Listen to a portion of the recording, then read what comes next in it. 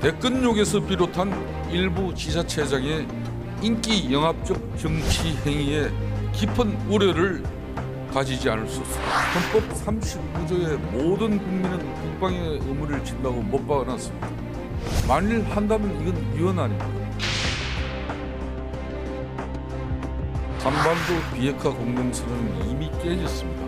핵은 핵으로 대항하는 것이 가장 강력한 대응이자 만약 북한이 추가 핵실험을 자행한다면 북한 핵시설에 대해 즉각적인 원점 타격으로 핵 능력을 괴멸시킬 것이라고 공표할 것을 강력히 요구합니다.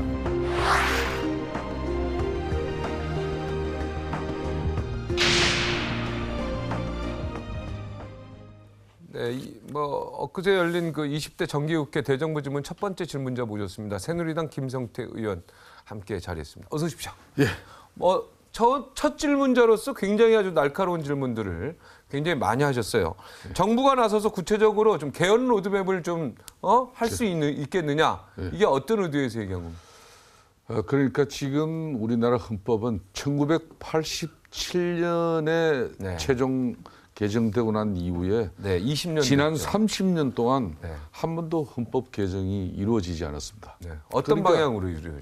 그러니까 지금 정치, 경제, 사회, 문화, 환경 30년 전 상황하고 지금 대한민국은 너무나 크게 변화했는데 네.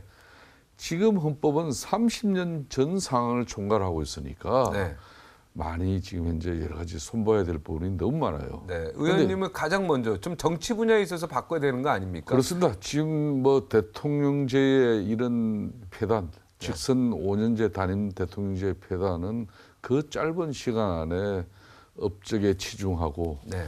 또 정치 권력이라는 게 또 국정을 운영하기 위한 여러 가지 그런 과정 속에서 또 정쟁, 여야 간의 정치적 갈등 이런 게 어떻게 보면은 권력 구조 개편 없이는 사실상 어떻게 개편해야 된다고 생각하십니까? 소신 철학은.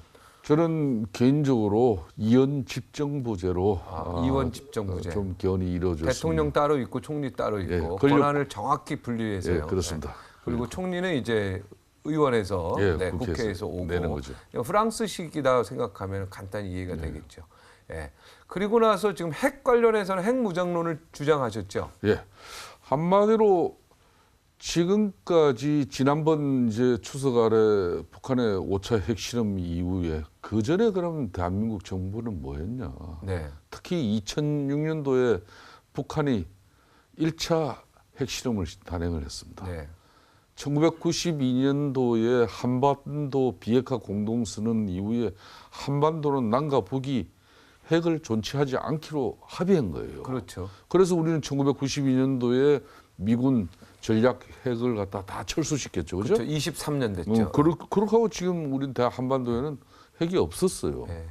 그러니까 북한이 2006년도에 핵실험 1차 했을 때 그때 이게 남북 기본 합의서에 입각한 남북 한반도 비핵화 공동선언은 이거는 깨지는 거다. 네. 단호하게 그러면은 좀 북한에게 우리도 핵을 가진다. 강력하게 그때 했어야 되는데. 92년 상태로 다시 돌아간다. 네. 그래야 되는데 그때 그냥 북한은 핵시설 이 핵개발 시설은 어억 수준이다. 맞아요. 심지어 노무현 전 대통령 때는 인도는 해결되고 왜 북한은 안 되냐. 이런 식으로까지 입장을 가지니까. 그럼 우리도 파키스탄처럼 잡아야지. 우리도 핵을 가져야지. 그래서 그렇다면.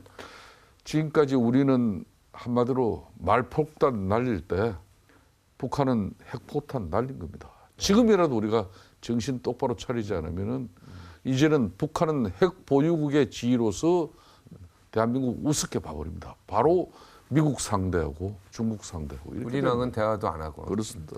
정세균 의장은 근데 8년 동안 우리가 너무 전 세계가 북한에 대해서 제재했기 때문에 이렇게 핵무기 개발에 몰두했다. 이렇게 또 정세균 의장은 얘기했더라고요.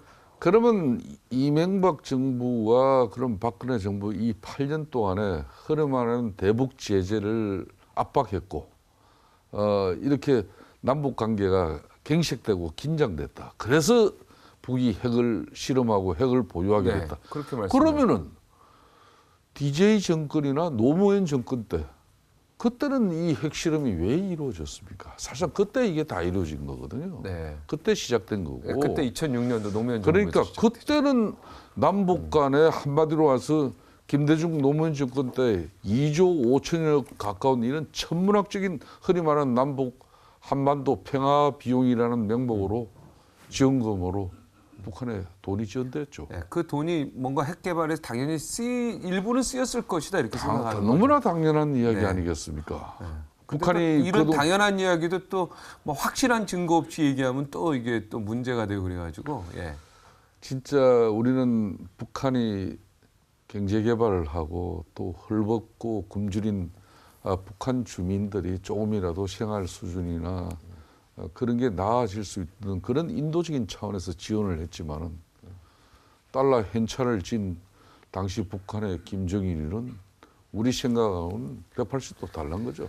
네. 자, 남경필 지사가 모병제 얘기했습니다. 예. 어떻게 생각하십니까? 저는 요즘 뭐 이 강력 단체장들 네.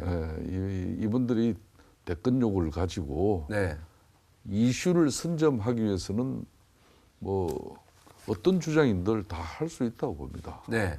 그렇지만은 해야 될 주장이 있고 하지 말아야 될 주장이 있는데 조금 남경필 지사 너무 많이 나가는 것 같아요. 아. 그러니까 우리 남경필 지사께서 주장하시는 수도 이전이다, 네. 모병제다 네. 이런 것들이 헌법 개정이 이루어지지 않으면은 불가능한 일들이에요. 이건 개헌을 전제로 하는 거죠. 그러니까 아무리 개헌을 전제를 하더라도 지금 우리가 개헌 노래를 불른 지가 얼마나 됩니까? 이건 한마디로 권력을 잡고 있는 정권의 의지가 없으면은 개헌은 불가능한 일이에요. 네. 아무리 정치권에서 뭐 여야 국회의원이 185명이 개헌에 찬성을 하고 뭐 하지만은 이거는 사실상 정권 차원에서 개헌의 수용, 네. 의지가 없어. 개헌 로드맵을 제시하지 않으면은 네. 아까 그래서 제가 첫 대정부 질의에서 한경훈 국무총리에게 정권 차원에서 이 낡은 헌법을 손보고 네. 지금 시대 정신에 맞게 개헌 로드맵을 제시할 용이 없느냐 했을 네. 때 긍정적이지 못했어요. 네. 모병제는 찬성하지 않으시죠? 절대 네, 찬성할 수가 군대 없죠. 갔다 오셨죠? 그럼요. 네. 저는 강원도에서. 강원도 동부전선에서 육군 병장 네. 저랑 똑같네요. 예. 저도 동부전선에서 육군 병장입니다. 거의 35개월 가까이 군대 생활을 했습니다. 아, 저는 30개월 가까이 했습니다. 예. 자, 또 하나 지금 뭐 질문으로 나와 있는 게 보니까 우리가 지금 가계부채가 너무 증가하고 있다. 이 그렇습니다. 부분에 대해서 좀 대책을 굉장히 강구해야 된다. 이런 얘기 하셨죠. 그러니까 2011년 이후 한 8차례에 걸쳐 가지고 이 가계부채 대책을 내놨어요. 네. 그런데 대략 57%가 증가해 가지고 지금 현재는 2011년 당시 801조의 부채가 지금은 가계부채가 약 1257조나 됩니다. 엄청난 거죠, 이거는. 이거 빨리 해결해야죠. 그러니까 이 정부의 가계부채 대책은 저는 뭐 좀 처음 진단부터 처방까지 좀 제대로 좀 맞질 않다고 봐요. 네. 개헌에 좀 적극적으로 하려면 어떻게 해야 됩니까? 빨리 TF팀 만들고 빨리 해야 돼. 지금 개헌에는 창성하는 거 아니십니까? 여러 그렇습니다. 가지 측면에서. 대체적으로 지금 국회 그러니까 여의도는 개헌에 이제 웬만큼 여야 간에 네, 합의가 본 상태로. 좀 상당히 여야정 이런 개헌 논의 기구가 구성되는데 네. 국회는 여의도는 웬만큼 여야 간에 입장이 정리가 될 수 있는 분위기예요. 네. 결론은 이거는 아무리 여야 간에 뭐 개헌하자 이래도 사실 정부가 이걸 수용하지 않으면 네. 개헌이 불가능합니다. 청와대가 좀 수용해 줘야 된다. 그렇습니다. 그래서 여야정이 참여하는 개헌 논의 기구가 구성이 되고 네. 거기에서 향후 개헌 추진 일정, 네. 방식 이런 게 다 로드맵으로 잡혀야 돼야 되는 거죠. 된다. 네. 오늘 여기 와서 또 특별히 좀 하고 싶은 말씀 계십니까? 저는 지금 이제 경주 지진이다. 네. 특히 북핵 실험이다. 이래서 국가 안보도 걱정이고 그리고 일본 이웃 국가 일본은 지진으로 상당히 힘들었지만 그래도 우리 대한민국은 안전하다 얘기했는데 이제 그렇지 않지 않습니까? 네. 정말 민심이 흉흉합니다. 이런 때일수록 특히 정치권이 이제 내년 대선을 앞두고 너무 날선 이런 정쟁 가져가면은 정말 이 나라가 힘들어질 수도 있어요. 네. 그래서 정말 저희 새누리당도 야당의 입장을 10분 이해해주고 이제 특히 지난 4.13 총선을 통해서 이제 여소야대 네. 정국입니다. 야당이 사실상 정권을 가졌다는 그런 심정으로 국정 운영에 협조하고 네. 이 어려운 지금 국가 상황을 헤쳐나가는데 진정한 협치가 이제 필요하다 이렇게 봅니다. 네, 협치가 필요한 때 우리 김성태 의원이 중요한 역할 좀 해주시기 바랍니다. 예, 그렇게 하겠습니다. 그래야지 뭐 국민이 마음 놓고 좀 감사합니다. 오늘. 예, 감사합니다. 네, 고맙습니다.